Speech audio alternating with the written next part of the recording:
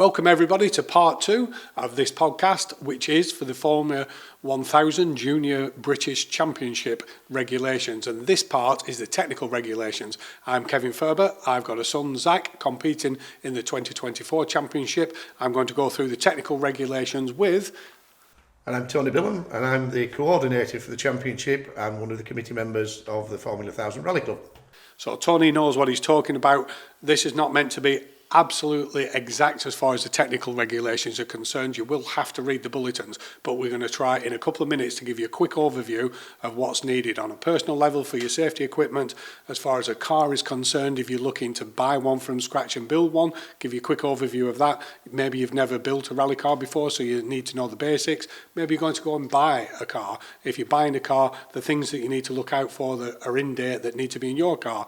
Also, a quick overview of what you are allowed to do to make your car perform to the best of its advantage without cheating, because there are some regulations that stop you from gaining too much performance, because it is in effect a control championship to keep the budgets down and keep everything fair as far as the competitors are concerned. Right, let's really quickly, Tony, we're going to go through safety.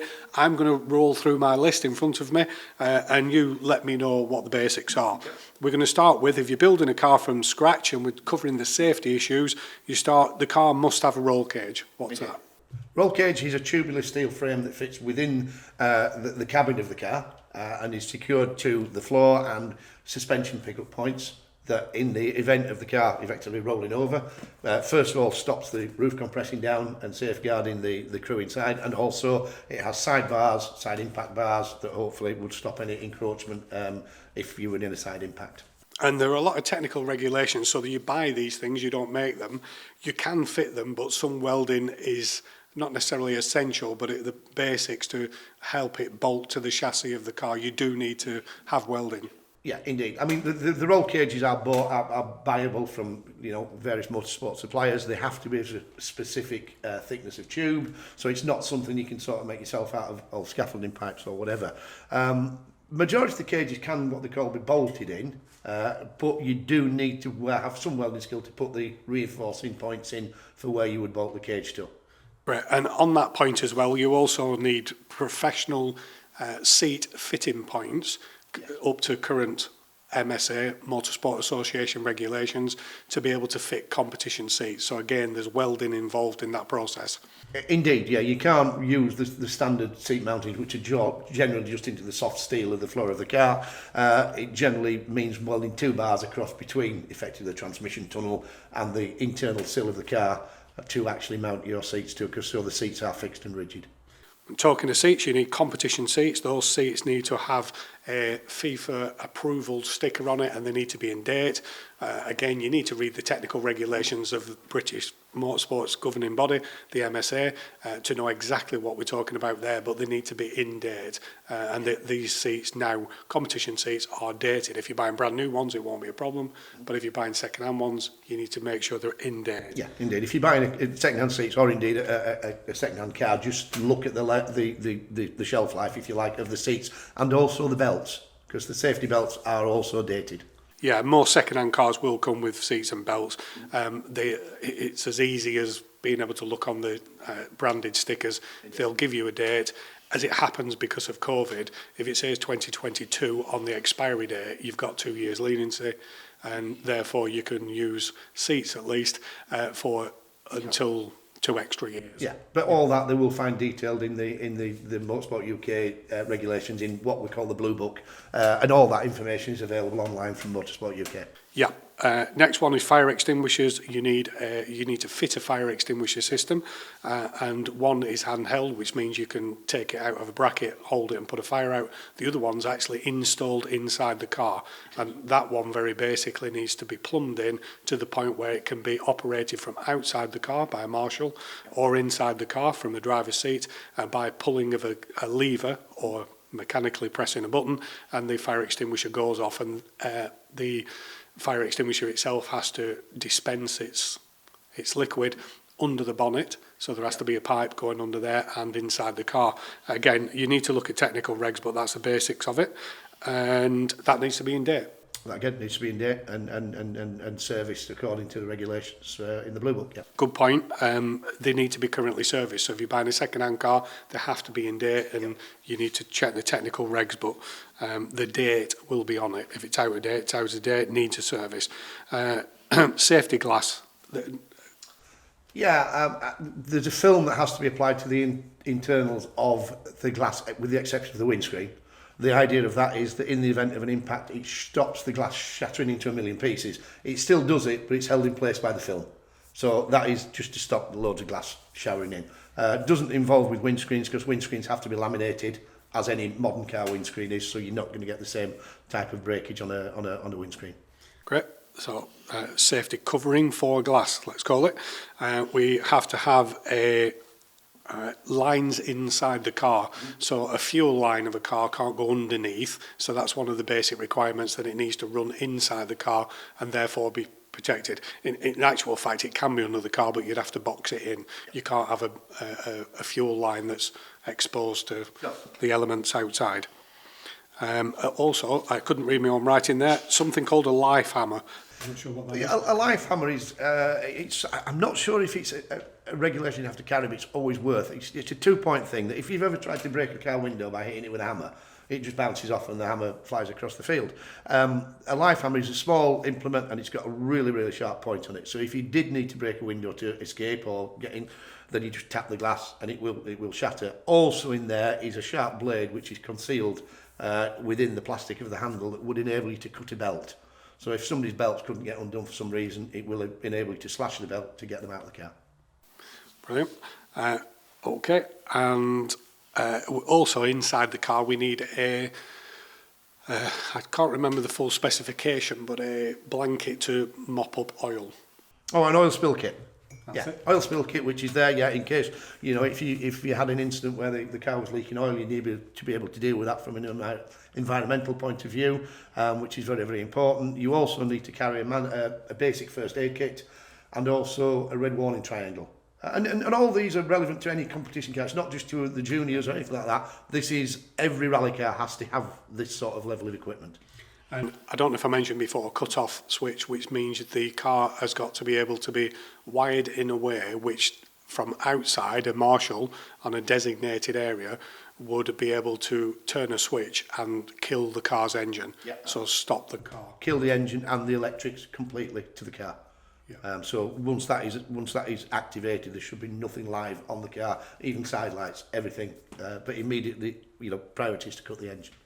Right. And then a final one I can think of is that you need a tow bar or a tow hook that at the front and at the rear of the car. So if your car breaks down on a stage, the marshals again can hook up and move your car. That needs to be something that's on there. It can be a strap or a hook or a towing knife, but it needs to be clearly labelled on the car where it is, so that again, recovery crews or marshals can gain access to it quickly and get you out of the way. Brilliant. That's the vehicle's safety more or less done. And then personal safety, we'll do this really quick because it is covered in our other videos. The very first starting point, correct me if I'm wrong, but you need a club card, so you need to have joined the club, which is the Junior 1000cc, or formerly 1000 British Junior. Formerly 1000 Rally Club, yeah. That's the one. And you'll get a club number when you do that. You also need a championship entry number, and therefore you have to pay an entry fee to join the championship itself, which is done with yourself on it. Then some personal things. You need to be taller than 1.4 metres high. You must be 14 years old. So you can't compete before you're 14. No.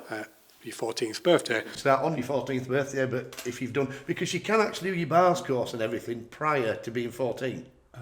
Yeah, that is possible to do. I'm fairly sure it is. I've said that, but I'm pretty sure you can do your bars course before your 14th birthday. Well, you could definitely do training at a rally school. You can. Because there's no restriction to that. If you're competent, the rally school is willing to take you, then you can negotiate your own deal. I mean, Motorsport UK will not issue your licence until you're 14. Yes. It will not be issued until you're 14, but I'm pretty sure you can do your bars course in a time span up to it. Yeah. Makes sense. So you have to be 14. And I guess the big thing there is if you're 14 halfway through a year, could you join the championship halfway through the year? Oh, yeah. Immediately, as soon as you're 14, you can join the championship. Yeah. So the championship itself starts at the beginning of the year, January to December. Yeah, I mean, this year we started in February. Normally we start in March. I've got to be perfectly honest. This year we've had the ability to go to an event we've not been to before, so we are starting at the beginning of February. Yeah, but you could start even in December if that's the way that your birthday falls. But you're not allowed to compete whilst you're 18, so you can compete at 17 and 11 months. Indeed, you can compete until the end of the year of your 17th birthday. Could you be 18? No, because, well, no, you can't, can you? Because if you're 17 on the 1st of January, then it would end 31st of December. That would be your last year. So I don't think it would work, would it? No, because if it might not. It's the end of the year. You can compete to the 31st of December of the year you're 17. Yeah. Sorry, it's confusing. Is that what I think about myself? Yeah, I get it. Yeah, you run out of time. Yeah. 17. You need a MSA competition license, Motorsport Association. UK, you need a competition license which is linked to the bars test. So you have to, first of all, pass your beginner's drive. Well, first of all, you have to apply for a pack from the MSA which gives you information and the basics you need to then go to a rally school. You go to a rally school, you do some tuition, you pass your very basic bars test so you become a rally driver, and then you get a full competition license. And that's that process done. But you need a license in your hand before you can compete. Yeah, what you said there in the end, Kev, they never actually hold their license. Any junior formula, whether it's rally and racing, they're always held by the coordinator. And the reason for that was initially it didn't say junior on the license, I think, so somebody could have rocked up and done a senior event. So you never actually hold your actual license. Okay. Those licenses are endorsable. I doubt whether that's ever happened, but potentially if the drivers misbehave, a clerk of course can write down that they've misbehaved, and there are potential punishments for poor driver standards. Penalties, but it's never happened with the juniors. No, and it usually is extreme situations. We have seen it. You have seen it. I've certainly seen it. Yeah. In seniors, not juniors. Okay, then. Personal safety equipment that's required. We need a crash helmet appropriate to the correct regulations. Inside that, you'll need an intercom system and intercom to the car. Indeed. Yeah, I mean, the modern crash helmets are so all-encapsulating, but without that, you're not going to be able to talk to your co-driver. So, yeah, a good intercom is always a necessity. There's rules and regulations about what type of helmet is allowed. Again, it is dated, so if you're buying a second-hand one, you need to check what those current rules are. Indeed. And hands device, which is a neck brace to help for extreme situations, and that needs to fasten to your helmet. So you need to make sure that your helmet is compliant to hands device. You need boots, gloves. You need a race suit that's again in date. It'd be very rare for it to be out of date, but. Yeah, I think they go on quite a long time, the race suits. I know I've still got some of my original ones. So, but yes, that is something that we also require. And a balaclava is needed, and that brings us more or less to the end of what you would need to make yourself legally able to be a driver in the championship. Yeah, I mean, it sounds like an awful lot of stuff, and it is an awful lot of stuff. But particularly if you're buying a car, you're probably going to find that all this stuff is already in there. But this is all items that will be checked by the scrutineers at the start of any event, the Motorsport UK scrutineers, and that is what you have to comply with from their point of view. Yeah, as you said, this does get really a massive amount easier when you've first time you ever do it. It's a big deal. It's not that big a deal once you've got it. It sounds worse than it is. Yeah, by far. Right, now to the almost exciting part. If you're preparing a car, you've done the safety equipment that we've talked about, or now maybe you've gone out there and you're looking for a second-hand car. There's the next element of it, which is performance-based. All the basic safety stuff is there. Let's say you've built your own car, or you're thinking of building your own car. You've made a good plan. You know the safety equipment's got to be done. You're capable of doing that. Now, what can you actually do to a car to make it perform any better or be stronger, or what's actually needed? So I'm going to go to the basics to run through it. The first thing to say probably is that the elements that are controlled, and the main one for us is tyres. If the tyres were free, you could spend an awful lot of money on a soft compound tyre and rip it up in just a few miles and then need some more. So the first thing the Championship's offering is a control tyre. Therefore, everybody has to use the same tyre. Therefore, we're equal from the start. Yep. Tell us a bit about the tyre. Okay, the tyre that we're currently using is the Toyo R888R, which we started using at the beginning of 2023. Been very, very well received by everybody. Great tyre, very, very good longevity in the tyre. Seems to work on all surfaces, all conditions, because there is no wet option. It is simply, that is the control tyre. You're not allowed to cut the tyres. It is the same for everybody. It's that tyre. It all has to be bought from the same source, and that is the way that we control the tyre. Are they all the same size? No, with two sizes, and depending on what the car is. The early cars, so your Micras and your C1s and derivatives up to December 2013, run 13-inch wheels. The Ups, City Goes, and any C1s, 108s or I-Goes after 2014 run 14-inch wheels. But they are still on 185/60 tyres, either 13 or 14. And when you go 14, could you use a 13-inch wheel on a car that is technically produced on a 14? No. The reason for that is that when we look at the gearing, that a lot of the modern cars, a classic one is a very, very easy way to make a C1 go blisteringly quick is to put a Yaris crown wheel and pinion in it, because the gearing drops and it's so obvious that you would never do it because it is blatantly obvious. But it would be the same or similar if we put allowed a 13-inch wheel to run on a car that is geared by the manufacturer for a 14-inch wheel. So that is why we say that they have to be the same as they are manufactured. So talking about wheels, are wheels free? Do you have to use the manufacturer's own? No, wheels are free. Aftermarket, competition wheels, whatever. The only thing with wheels is that you can't modify a wheel. So you can't machine a wheel down to lighten it, because obviously that reduces the rolling mass of the car, increasing performance, but also there is a safety aspect. The only thing you're allowed to do with a wheel is to machine the central spigot out so it fitted snugly over the hub. And other than that, they have to be compliant with the manufacturer's specifications, should I say, as to weights and dimensions.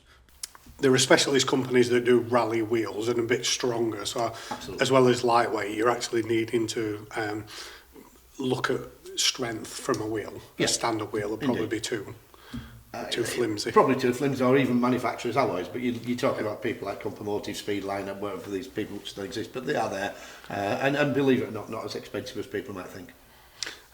Okay, what about body panels? Basically, body panels, the profile of the car has to remain as manufacturer. So you can't widen the wheel arches, you can't put bonnet vents in, you can't do anything like that. If you fit any type of sort of spoiler, rear spoiler, it has to be something that was fitted by the manufacturer. So you can't turn up with a Halford special or something like that. And it's basically to just keep the cars looking as standard as possible. Cool. And you covered another point there. Can you put a spacer on a wheel? You can put a spacer on a wheel, but again, that is what is governed by the Motorsport UK regulations, and I think, from memory, I think it's 10 mil that you're allowed to put a spacer on a wheel. So that again is in the general regulations. And I guess at some point, actually, because you're on the constraints of a standard car, you wouldn't get a wheel under the arch. No, but people do run spacers on some because of the type of wheel that they've actually used. Maybe the offset or the inset is slightly different to the standard wheel, and they do actually use spacers on some of the cars. Brakes and brake discs and pads. Brake discs really should be standard. You can upgrade. I mean, on a lot of the Micras, they used to put Nissan 100 NX front discs on because they were vented. And that is allowed within the regulations as long as it is from that manufacturer. But you can't start putting AP 4-pot calipers on, it'd probably trip over itself in a light car with something like that. But brake linings are free. Material, pads, shoes, the linings are actually free. So competition brake pads. Now the serious big elements, the engine. From the car's engine point of view, what can we do? Nothing.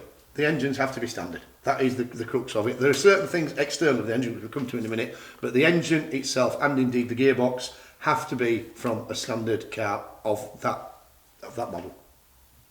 Okay, that's quite clear cut. Big things that control the engine. What about the fuel injectors, air intake, and ECU? Again, fuel injectors have to be standard. Throttle bodies, which controls the airflow into the engine, they've got to be at the correct dimensions for that make and model of car. Airboxes are free, so the air intake into the car, as long as it's not driven in any way, so you can put a Group A airbox on, as they're classified for the Micras. So that is free, and people dream up all sorts of ways of doing that. The ECU is not allowed to be modified, other than to take out things such as ABS and or traction control, which can be disabled from the ECU. But other than that, from a performance issue, no remapping, no piggyback ECUs, nothing like that. Has to be standard. And how do you control that? That's controlled by, again, at the start of the year, there is a sticker put on the ECU from the start of that year. At any time, we can take that ECU and have it checked by our nominated company that check the ECUs, and they would look at it against the standard map there, and they say, yeah, it either complies or it doesn't. If it doesn't comply, the competitor would lose any points it gained up to the date that the seal was applied. So basically, if they found out at the end of the season to have a dodgy ECU, it would go right back to day one if it hadn't been checked in the interim period. And then something on that about the last round of the championship, which is part of the regulations, I guess, really. You were saying that you have to do the last round? Yes, the last round of the championship is a mandatory round. Your score from that championship will count as one of your 6 for the championship. And really, it's to maintain competition right up to the end of the year. What we don't want to see is somebody who wins a championship in July and then we don't see them again. And it just adds really a little bit of probably tension, I suppose, a bit of theatre to the end of the year, and it gets everybody together for one final time. And then the good part of that is anything that's restricted or sealed, you have to be doing the very last round. Indeed. So, Indeed. Yeah, you've got a lot at stake if anybody's thinking of cheating. Indeed. Exhaust. Exhaust is free from, I've got to get this right, it's free, the exhaust manifold has to remain the standard exhaust manifold for the car, so you can't take a cast manifold off and put a steel branch manifold on. That has to be right, but the exhaust from the exit of the exhaust manifold is free, so you can put a modified exhaust on as long as it complies with the noise data or the decibels that are permitted for the event. And I believe the current regulations say that you have to have a catalytic converter as part of your exhaust system. Yes. As well. So They basically, most people will have a standard exhaust. No, they don't, in all fairness, believe it or not. Strangely, most people have got a modified exhaust because getting air in and out of the car is a really good way to increase performance, although it's not going to be dramatic, but every little helps. So there has to be a cat on it, but it can be relocated from the manufacturer's original position. But if the car have to have a cat from new, it has to have one. Okay. Air intake we've covered. The weight of the car. Yeah, the weight of the car is controlled. There is a minimum weight for each model of car, which has to be complied with at all times. That is including the crew and all their safety equipment, the sandwiches or whatever else they carry in the car. But there is a specific minimum weight for each car, which is detailed in the regs. Yeah, and a big part of that, which brings us to, if you wanted to do something that's very labour intensive, you can lighten the car. Mm-hmm. So you could take out every internal panel. You're obviously taking out the seats, the rear seats, the carpets. You can take away the door cards. You can strip the car completely back to bare metal if you wanted to. So anything that has weight inside the car, you can take out. You can take anything that adds weight. You can't start cutting panels away. So you can't start cutting reinforcement away from sort of the rear quarter panels or anything like that. The door bars that are fitted in by manufacturers these days from a safety point of view have to be retained. So the crash bars in the doors have to be retained, even though you've got side impact bars in your roll cage. But you can take off little brackets and things like that may have been for fastening seats or whatever. But the main frame of the car must remain intact without any holes drilled in it for lightning or anything like that. Brilliant. So there we have it, a quick summary of the technical regulations for the championship. You can see in what we've just been talking about, the championship's trying to be as fair as it can. There's no other reason to control things other than to keep you safe when you're in the car. and to make the competition as fair as it can. And probably behind it all as well, to keep the costs down, so to make sure it's a budget championship, and it is a really friendly championship. It's just for juniors. It starts out as kids. They may be going towards being young men by the time they're leaving the championship, but all in all, it's the spirit of the championship that's really important, and I don't think anybody wants to cross that bridge. So even though there are one or two things there where you might think, oh, if you're an engineer, I'm interested in, trying to fine tune it.